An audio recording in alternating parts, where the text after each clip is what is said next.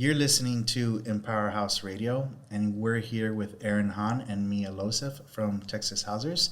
Erin and Mia, go ahead and please introduce yourselves and take us into what we're going to be talking about today. Yeah, thanks for having us here today, Caesar. So my name is Mia Loseff, and I'm with my colleague.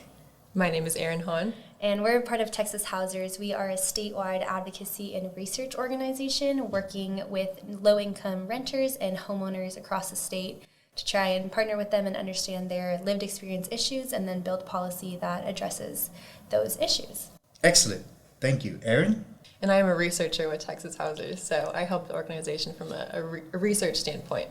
Okay, and today we are going to be talking about an evictions dashboard, which I've been told is the first of its kind in Bexar County. This evictions dashboard profiles down to the neighborhood tract level in Bexar County evictions filings. What exactly does that mean? Yeah, so we started this project because there are other online eviction tracking tools in other Texas cities like Austin, Houston, and Dallas that provide eviction data and make it publicly available. So you can tune in and get a sense of the state of evictions as they are occurring in other Texas cities, and we wanted to create a similar tool for Bexar County. So we collected eviction records from the Bexar County Justice of the Peace offices, and we created a dashboard that tracks trends over time in terms of how eviction filings have fluctuated over recent years. And it also maps out where evictions are occurring. So you can see hotspots for evictions across the county at both the neighborhood and the property level. And what years does this research cover? What year does this start off from? So we collected eviction data for 2018 through 2022, so we can track counts in terms of how eviction filings are fluctuating over time between those years. But we really dive deeper into the 2022 data. So you can, on the dashboard, you can see where evictions are being filed in 2022. And what are some of the things that have really stuck out to you in this research? So the major takeaway is that eviction filings were steadily rising in recent years. Prior to the pandemic, they drastically dropped in 2020 and 2021 due to pandemic-era protections, and they skyrocketed back. And we're also seeing that eviction filings are being filed most prominently in Bexar County's neighborhoods with higher rates of low-income renters of color than the areas in town that are more white and wealthy. And who will this dashboard benefit? Like, who do you expect to really utilize this dashboard? You know, I think the topic of evictions is one that isn't talked about a lot. We're hoping for a kind of a wide range of audience on this dashboard.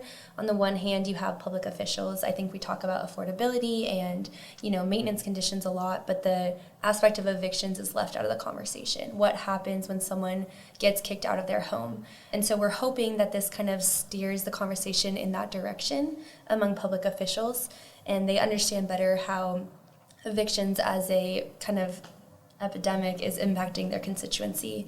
I think also it's important for neighbors and tenants in San Antonio to understand kind of the scale of evictions. Here, I think a lot of folks have experienced eviction or maybe know a neighbor or a cousin or a family member who has been evicted, but those isolated experiences aren't always understood at a big, wide-scale level. And so in creating this dashboard, and our hope is that one of the audiences can be the folks that have experienced this firsthand, and they can understand this eviction that I experienced or that I know about is something that's part of a larger scale impact. And it's really impacting all over the city, but as Erin mentioned, highly concentrated in those areas of low-income renters of color. And how do you foresee this dashboard and this research possibly affecting policy solutions in Bexar County?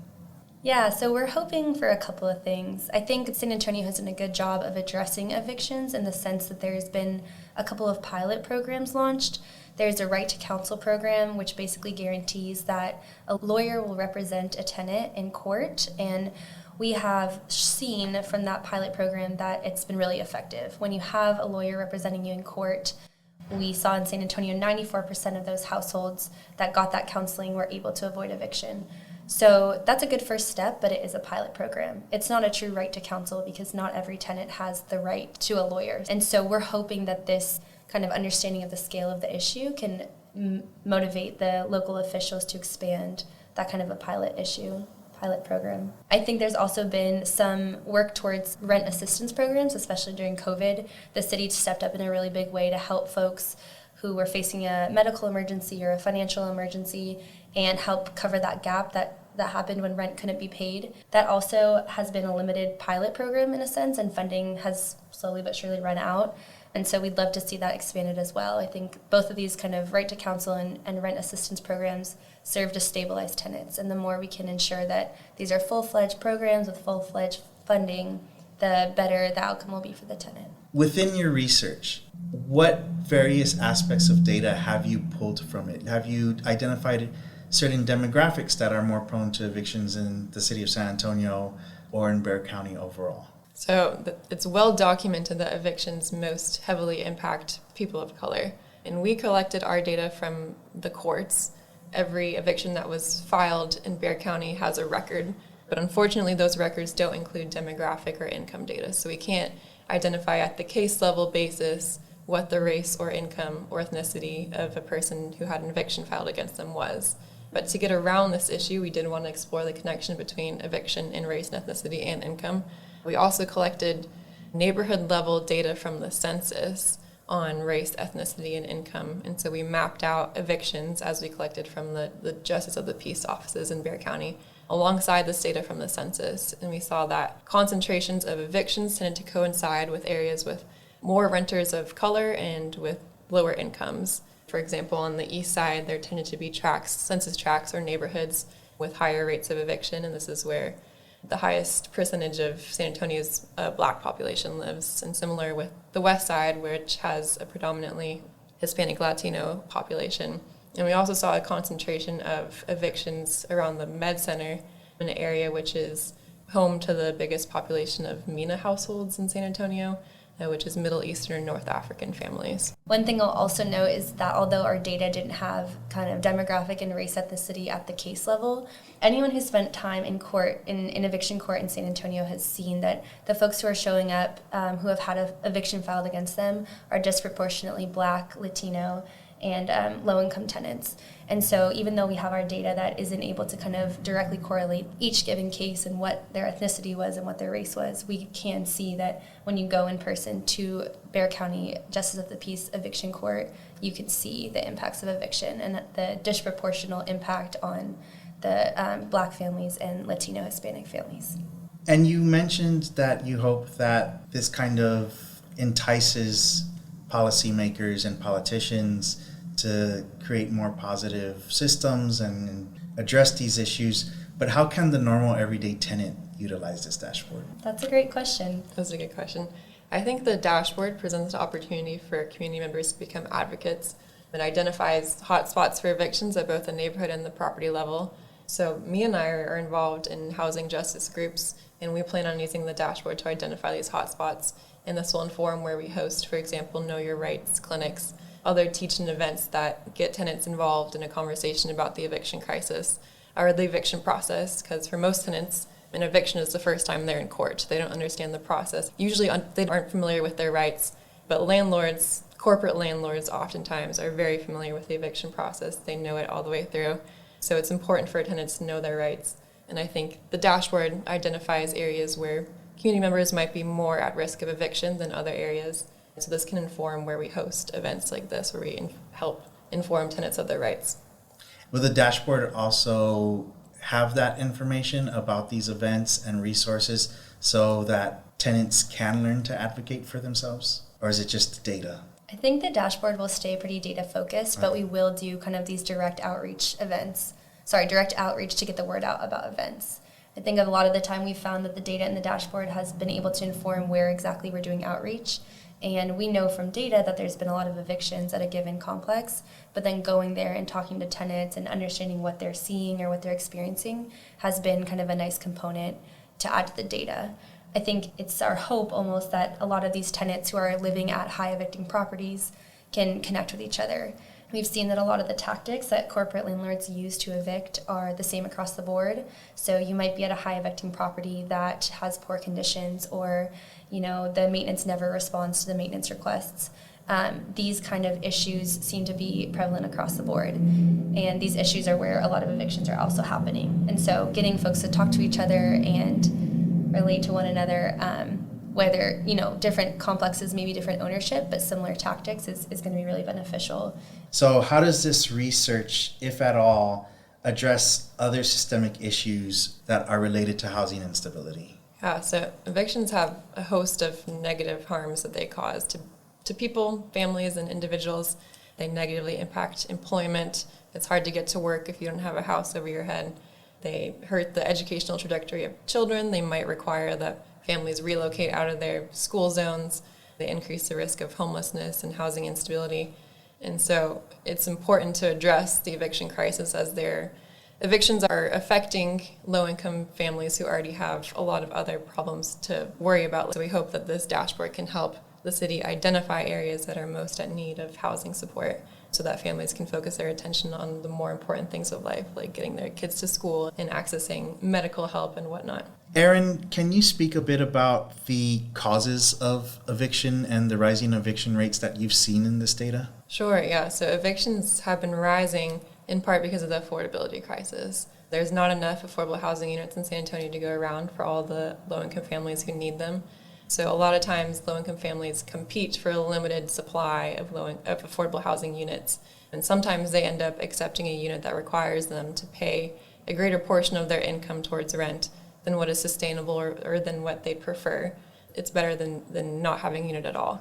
And so 80% of extremely low-income families in Bexar County are severely cost-burdened, meaning they spend more than half of their income on rent and utilities. And this makes it extremely difficult for low-income families who are living paycheck to paycheck to afford to pay rent on time if an unexpected emergency happens, like an unexpected medical bill. And Texas law provides very little leeway for low-income families in this situation. A landlord can file to evict just 3 days after the rent is due.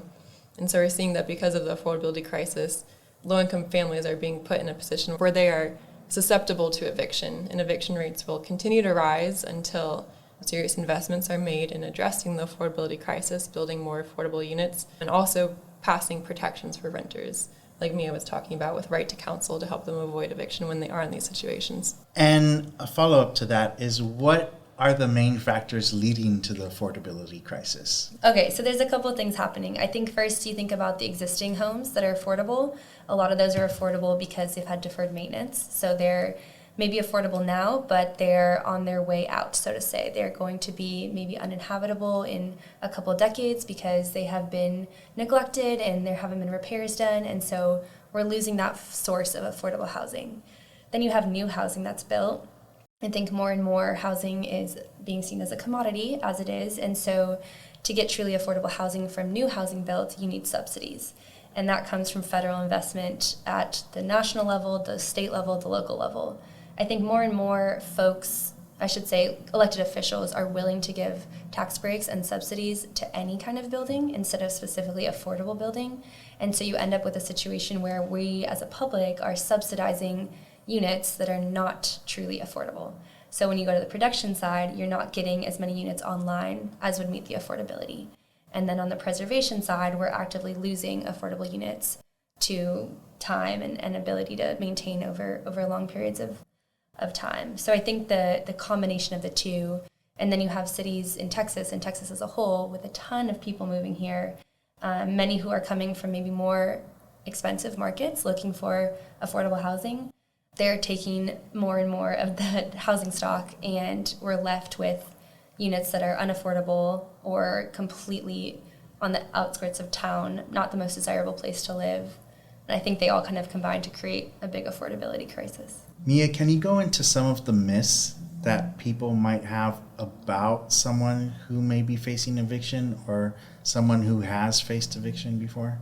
Definitely. I think both Erin and I hear this all the time. One of the big ones is, you just got evicted because you didn't pay their rent and you're, a lazy, poor person who just couldn't get the money together. That's a huge one we hear and pretty easy to push back on. We have lots of data nationally. 83% of extremely low income households are either in the labor force, elderly, or disabled. So these folks are actively working, or they have their Social Security check, they have income, And it's not that they're just sitting around waiting to be evicted. These are folks, hardworking folks, sometimes families even, who are doing what they can to stay afloat, and they still get evicted. So we push back on that one pretty frequently. Another pushback we hear to evictions is that, we just need to build more housing in general. And if we had more housing, we wouldn't have evictions. And unfortunately, although building more housing is helpful and building housing at the affordable levels is helpful, it's not going to eradicate evictions. We will still have evictions because of the poor state of tenant-landlord law and really just the lack of protections for tenants in this state. The only way to really drastically reduce evictions is to push for those protections for renters and encourage folks to be able to access those stability protections that keep people in their homes. More housing is going to help and is part of the picture, but we can't really build our way out of this eviction crisis. It's more than that. And this next one, I don't know if you'll be able to speak about it, but landlords might feel this is another tool used to take away their rights and recourse to evict troublesome tenants or squatters. Squatting, from what I've seen in the news, has become a big issue since the pandemic. Is there anything in your research or just in your experience that might alleviate those fears for landlords? In Texas, the power balance between tenants and landlords is extremely tilted towards the landlords. All of the policy solutions to addressing the eviction crisis that we are advocating for would just help tilt the power balance to make it more balanced, to help tenants have access to legal counsel in court so they could present their case. Nothing that we're advocating for would limit the rights of landlords. It would just help raise tenants up to the level of being able to advocate for themselves as well in court, to access services like rental assistance that could help families in need pay their rent to the landlord, which would benefit the landlord by helping them get rent on time. Tenant-landlord mediation would help tenants and landlords come to agreement that they both agree on, they're both happy with before an eviction is filed. Eviction is costly for the landlord too. They have to pay filing fees to the court. So if we can help tenants and landlords come to an agreement that they're both happy with before getting to that process, that's a win-win for everybody. To add on to what Erin just touched on, I think a big focus and something we've come to realize in a lot of this eviction work is just how quickly an eviction can happen. Erin mentioned you can be filed for an eviction against you within 3 days of not paying your rent. I think it's somewhat well known nationwide. Something like 60% of families are one $500 payment away from kind of financial catastrophe. And I don't know many places where rent is less than $500. And so a big kind of focus here is that evictions can happen so quickly. And that's really the thing we're trying to push back on. I think that's the danger, that's the fear. You have a car crash, you have to spend on a new tire, your kid has an allergy that sends them to the hospital. These kind of things happen. That's life. We're human. And that kind of a financial burden could be the difference between you being evicted or not. And because of that, I think it's so important to emphasize the need for slowing down this process, making it a little bit harder to evict and making it take a pause almost, just so that we know that when you evict someone, you are highly altering their life. And there's a lot of ability for landlords to do that in this state. And I think we want to make sure that that's reeled in a little bit, and there's a little bit more control and power from tenants and the ability to stay in their homes. I think that's a very good point, and hopefully that also builds some empathy between the tenants and the landlords, or to whoever's listening to this. Because I think sometimes when we're thinking about our own financial situation, we forget about the person on the other side. So I think that's a brilliant point, and hopefully that does kind of encourage people to be a little bit more empathetic to the other side. Is there anything else either of you want to add about this research or about this dashboard? I feel like that's a good note to end on. Yeah. Excellent. Well, Erin and Mia, I appreciate you coming to speak to us again. It's always a pleasure to listen to what Texas Housers is up to. And before we go, how can people access this dashboard? You can access the dashboard at texashousers.org/Bexar County Evictions. Excellent. Well, once again, thank you for coming and speaking to us. We really appreciate it. And we hope this is something that can be very, very useful to the people of Bexar County. Thank you for having us. Thanks so much.